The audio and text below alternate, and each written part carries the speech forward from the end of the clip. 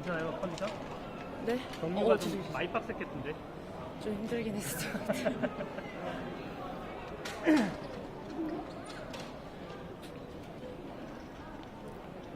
준비되시면 가겠습니다. 예.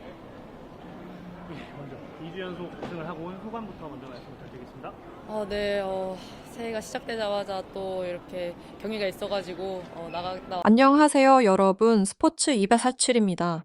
오늘 우리는 단순한 우승 소식이 아닌 한 선수가 어떻게 세계 스포츠의 질서를 흔들고 있는지에 대한 이야기를 시작하려 합니다. 최근 배드민턴 여자 단식을 보신 분들이라면 이런 말 한 번쯤 들어보셨을 겁니다. 안세영을 가장 늦게 만난 선수가 준우승을 한다. 농담처럼 들리지만 지금 이 말은 거의 공식처럼 받아들여지고 있습니다. 연승은 이어지고 기록은 무너지고 상대는 점점 줄어들고 있습니다. 이쯤 되면 질문이 하나 떠오릅니다. 과연 안세영은 얼마나 대단한 선수일까요? 2025년과 2026년을 거치며 안세영은 역대 최고 승률, 최다 연승, 최다 우승 타이틀을 차례로 갈아치웠습니다. 30연승 승률 94.8%. 숫자만 보면 이미 전설의 영역에 들어섰다고 해도 과장이 아닙니다. 세계 배드민턴 연맹 BWF는 그녀를 두고 역대 최고의 선수 중 한 명이 아니라 기준이 된 선수라고 평가했습니다. 더 이상 누구와 비교되는 존재가 아니라 다른 선수들이 그녀를 기준으로 평가받는 단계에 들어섰다는 뜻입니다. 하지만 오늘 우리가 던질 질문은 단순하지 않습니다. 이렇게까지 압도적인 선수가 등장했을 때 스포츠는 어떤 반응을 보이게 될까요? 상대가 바뀔까요? 전략이 바뀔까요? 아니면 규칙 자체가 바뀌게 될까요? 지금 배드민턴 여자 단식은 단순한 개인 경쟁을 넘어 한 명의 선수가 시스템 전체에 어떤 영향을 미치는지를 보여주는 실험 무대가 되고 있습니다. 그리고 그 중심에 바로 안세영이 서 있습니다. 흥미로운 점은 이 모든 찬사와 관심 속에서도 안세영의 태도는 놀라울 만큼 차분하다는 사실입니다. 우승 직후 인터뷰에서도 기록에 대한 질문보다 자신의 플레이가 완벽했는지에 대해 더 많은 시간을 할애합니다. 이기고도 만족하지 않는 선수, 결과보다 과정에 집착하는 선수. 어쩌면 지금 우리가 보고 있는 것은 단순한 전성기가 아니라 더 큰 무언가의 시작일지도 모릅니다. 이 영상에서는 안세영이 어떻게 이 자리에 올라왔는지, 왜 중국의 거대한 벽이 무너졌는지, 그리고 왜 세계 배드민턴이 그녀를 중심으로 움직이기 시작했는지를 하나씩 짚어보려 합니다. 끝까지 보시면 단순한 기록 이상의 이야기를 발견하게 되실 겁니다. 영상이 도움이 되셨다면 좋아요 버튼 한번 눌러주시고 스포츠 247 구독과 알림 설정도 꼭 부탁드립니다. 지금부터 안세영이라는 이름이 왜 하나의 시대가 되었는지 본격적으로 시작해 보겠습니다.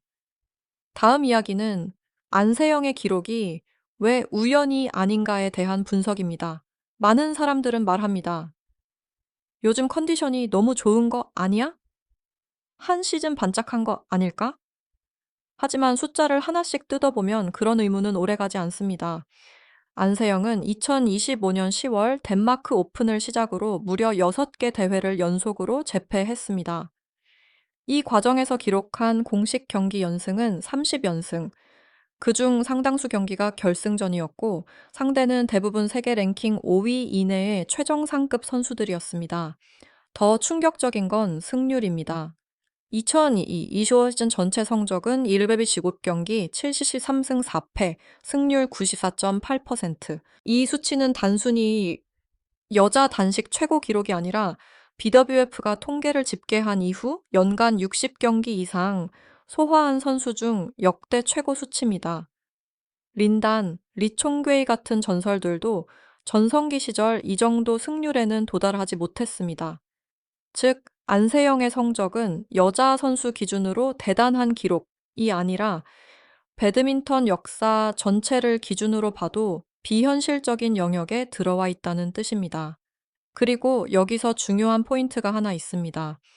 이 승리들이 대부분 장기전, 즉 체력과 집중력이 극한까지 요구되는 경기에서 나왔다는 점입니다. 안세영은 풀세트 접전에서 오히려 더 강해졌고 상대가 지칠수록 더 정확해졌습니다. 이쯤 되면 질문이 바뀝니다. 왜 안세영은 중요한 순간에 더 강해질까?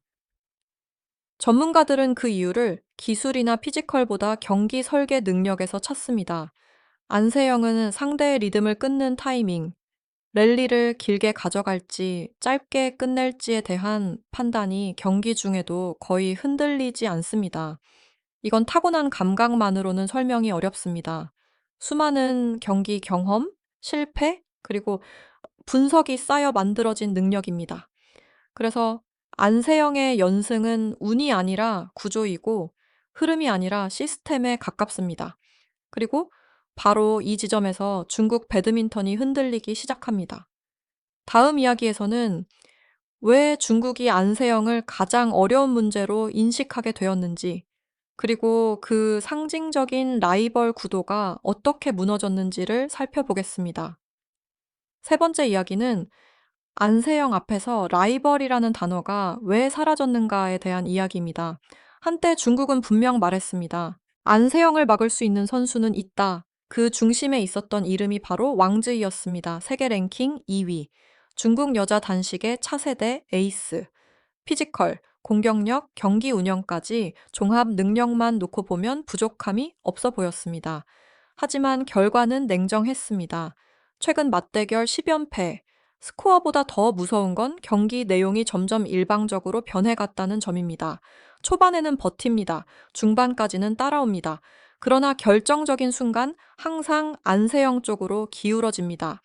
중국 언론은 이 현상을 두고 안세영 공포증이라는 표현까지 사용하기 시작했습니다. 기술의 문제가 아니라 코트에 들어서는 순간부터 심리적으로 이미 불리하다는 분석이었죠. 실제로 경기 영상을 보면 왕즈이는 공격 선택이 점점 보수적으로 변합니다. 강하게 갈 수 있는 상황에서도 안전한 코스를 택하고 그 선택이 오히려 안세영에게 경기 주도권을 넘겨줍니다. 여기서 중요한 가설 하나가 등장합니다. 안세영은 상대를 이기는 선수가 아니라 상대의 선택지를 지워버리는 선수라는 점입니다. 공격을 하면 읽히고 버티면 더 끌려가고 무리를 하면 실수가 나옵니다. 이 구조 안에 들어간 순간 상대는 점점 자기 플레이를 잃어버립니다. 그래서 중국은 지금 고민합니다. 누가 이길 수 있는가가 아니라 누가 버틸 수 있는가를. 다음 이야기에서는 이 압도적인 구도가 배드민턴판 전체에 어떤 변화를 가져오고 있는지, 그리고 룰 변화 논란까지 이어진 배경을 살펴보겠습니다. 네 번째 이야기는 안세영의 독주가 왜 룰의 변화까지 불러왔는가에 대한 이야기입니다. 최근 배드민턴계를 가장 뜨겁게 달군 이슈 중 하나가 바로 15점제 도입 논의입니다. 기존 21점제에서 경기 수를 줄이자는 이 변화는 겉으로 보면 선수 보호를 위한 결정처럼 보입니다. 하지만 팬들과 전문가들 사이에서는 다른 질문이 따라붙기 시작했습니다. 이 변화 정말 우연일까? 안세영의 경기를 떠올려 보죠. 랠리가 길어질수록 경기가 후반으로 갈수록 오히려 더 강해지는 선수, 체력, 집중력, 멘탈, 이 세 가지가 동시에 무너지지 않는 선수에게 21점제는 불리한 규칙이 아니었습니다. 오히려 격차를 더 벌리는 무대였죠. 실제로 안세영은 초반에 밀리다가도 중후반에 흐름을 뒤집는 경기를 수없이 만들어냈습니다. 9대 17에서 24대 22로 뒤집은 경기처럼 상대가 이겼다고 느끼는 순간부터 다시 시작되는 싸움이 안세영의 특기였습니다. 그래서 나온 가설이 있습니다. 15점제는 안세영 같은 후반 지배형 선수의 힘을 구조적으로 제한하려는 장치가 아니냐는 해석입니다. 물론 BWF는 이를 부인합니다. 선수 보호, 일정 과밀, 경기 흥미도 모두 합리적인 이유입니다. 하지만 현실은 냉정합니다. 지금 여자 단식에서 경기를 길게 끌수록 이득을 보는 선수는 거의 안세영 한 명뿐입니다.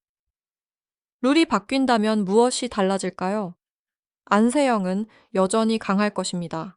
하지만 경기를 설계할 시간은 줄어듭니다. 상대를 말려 죽이는 구조보다 초반 임팩트가 더 중요해집니다. 그리고 바로 이 지점에서 안세영은 다시 한번 증명하려 합니다.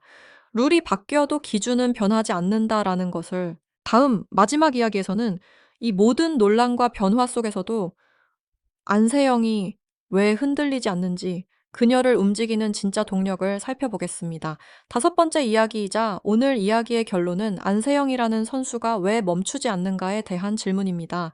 이미 그녀는 세계 1위에 올랐고 역대 최고 승률을 기록했고 중국의 독주를 끝냈으며 한 시즌 최다 우승과 상금 기록까지 갈아치웠습니다. 숫자만 보면 더 이상 증명할 것도 더 바랄 것도 없어 보입니다. 하지만 안세영은 스스로를 이렇게 정의합니다. 아직 완벽하지 않다. 이 말은 겸손을 위한 문장이 아닙니다. 그녀의 인터뷰를 자세히 보면 늘 같은 결이 반복됩니다. 결과보다 과정, 우승보다 경기 내용, 상대보다 자기 자신. 인도 오픈 우승 직후에도 그녀는 승리를 즐기기보다 몸 상태와 경기 운영을 먼저 돌아봤습니다. 다리가 무거웠다. 회복이 완전하지 않았다. 다음 경기에서는 더 나아져야 한다. 세계 최강자가 자신의 약점을 먼저 말하는 순간, 바로 그 지점에서 안세영의 독주는 설명됩니다. 그녀를 멈추게 하는 건 상대가 아니라 언제나 어제의 자신입니다. 룰이 바뀌어도, 환경이 달라져도, 라이벌이 교체돼도 안세영이 기준으로 남는 이유는 경기를 이기는 선수가 아니라 경기를 끌고 가는 선수이기 때문입니다. 지금 여자 배드민턴은 안세영을 중심으로 돌아갑니다. 누가 도전자인지, 누가 추격자인지 모든 구도가 그녀를 기준으로 정리됩니다. 그래서 질문은 이렇게 바뀝니다. 안세영을 이길 수 있는 선수가 있는가가 아니라 언제 어떤 방식으로 안세영의 시대가 끝날 것인가. 하지만 오늘의 결론은 분명합니다. 그날은 아직 오지 않았습니다. 완벽을 향해 달리는 선수, 자신의 한계를 스스로 정하지 않는 선수, 그리고 기준이 된 선수. 안세영의 시대는 지금 이 순간에도 진행 중입니다.